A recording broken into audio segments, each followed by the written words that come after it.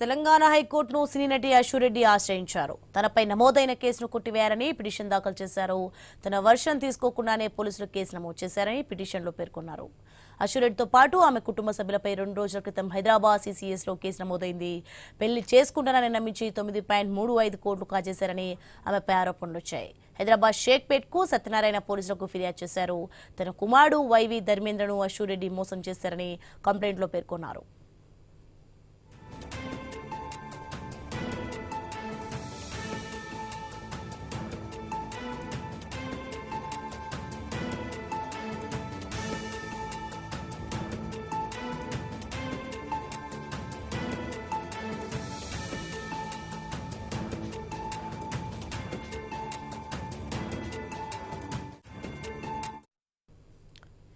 మొత్తానికి చూస్తున్న breaking news మనం తెలంగాణ హైకోర్టు అయితే సినీ నటి అశురెడ్డి అయితే ఆశ్రయించారు. ఇక తనపై నమోదైన కేసును కొట్టివేయాలని పిటిషన్ దాఖలు చేశారు.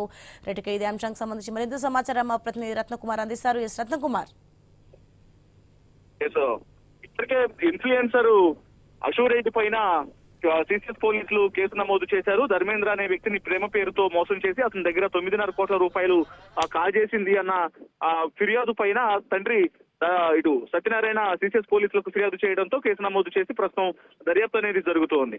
ఒకవైపున పోలీసులు ఈ కేసును దర్యాప్తు చేస్తూ ఉండగానే మరోవైపున అశురెడ్డి నాట్ టు అరెస్ట్ కోసం హైకోర్టును ఆశ్రయించింది. పోలీసులు ఏ క్షణమైనా సరే తనను దర్యాప్తు పేరుతో పోలీస్ స్టేషన్ కు పిలిచి అరెస్ట్ చేసేటువంటి అవకాశం ఉంటుంది. 9.5 కోట్ల మోసానికి సంబంధించి తను చిక్కుల్లో ఇరుక్కునేటువంటి అవకాశం ఉందన్న ఆలోచనలతో ఆమె ముందస్తుగానే హైకోర్టును ఆశ్రయించి పోలీసులు అరెస్టు చేయకుండా అలాగే తన పైన నమోదైనటువంటి ఎఫ్ఐఆర్ ను కొట్టేయాలంటూ కూడా ఆమె పిటిషన్ హైకోర్టు మెట్లెక్కినటువంటి పరిస్థితి కనిపిస్తోంది. సో దీనికి సంబంధించి మరి హైకోర్టు నాట్ టు అరెస్ట్ ఇస్తుందా లేకపోతే పోలీసుల దర్యాప్తుకు సహకరించాలంటూ కూడా ఆమె విచారణకు సహకరించాలని ఆమె యొక్క పిటిషన్ రిజెక్ట్ చేస్తుందా అనేది వేచి చూడాల్సినటువంటి అవసరం ఉంటుంది.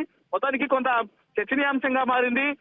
గత 2 రోజుల నుంచి అశురెడ్డి అంశం అనేది కొంత మీడియా మాధ్యమాల్లో ఆసక్తికరంగా మారిన నేపథ్యంలోనే ఇప్పుడు ఆమె మొదటి నుంచి కూడా తను ఈ కేసుకు సంబంధించి తన ప్రమేయం లేకుండా వార్తలు ప్రచురించొద్దు అంటూ ఏకంగా ఒక పోస్ట్ ని రిలీజ్ చేసిన తర్వాత ఆమె మీడియా ముందుకు వచ్చి తన వంతు వివరణ అనేది ఇస్తుందని ప్రతి ఒక్కళ్ళు కూడా భావించారు. అంటే తను ఏమాత్రం దీనిపైన వివరణ అనేది ఇవ్వకుండా తను చేసినటువంటి మిస్టేక్స్ కు సంబంధించి అది ఆ పోలీసుల దర్యాప్తులో ఆ యొక్క విషయాలనేవి 9.5 కోట్ల మోసానికి సంబంధించి ఇప్పటికే ధర్మేంద్ర తను పూర్తిగా చేసిన ట్రాన్సాక్షన్స్ తో కూడినటువంటి లిస్ట్ అంతా కూడా మీడియాకు రిలీజ్ చేశారు.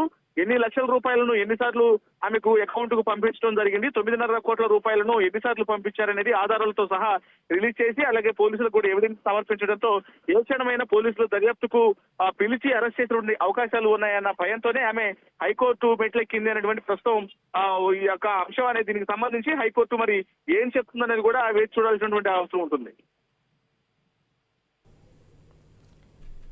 రైట్.